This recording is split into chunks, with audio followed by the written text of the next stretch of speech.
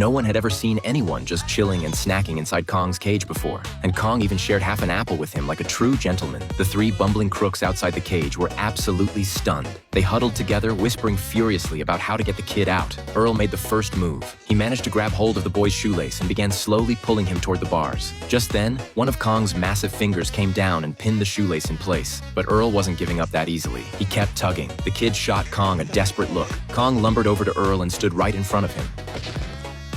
Even the other monkeys burst out laughing. Then Cletus showed up with a stick, trying to poke the boy out of the cage. It almost worked, until the next second.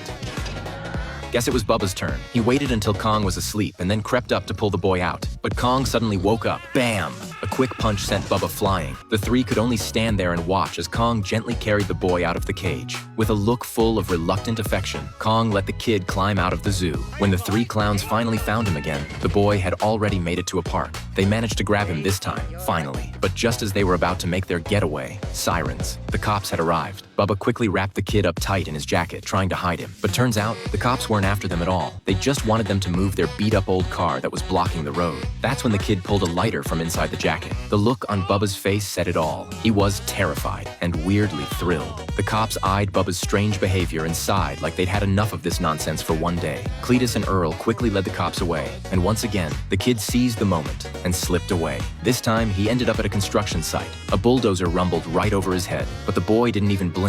His eyes were locked on a cookie in some guy's hand. The man casually placed the cookie on a steel beam nearby, and the kid immediately started climbing toward it. After a rough and risky climb, the boy finally made it onto the beam and started munching on the cookie. But just as he was enjoying his snack, the beam suddenly started to lift, and the boy rose off the ground right along with it.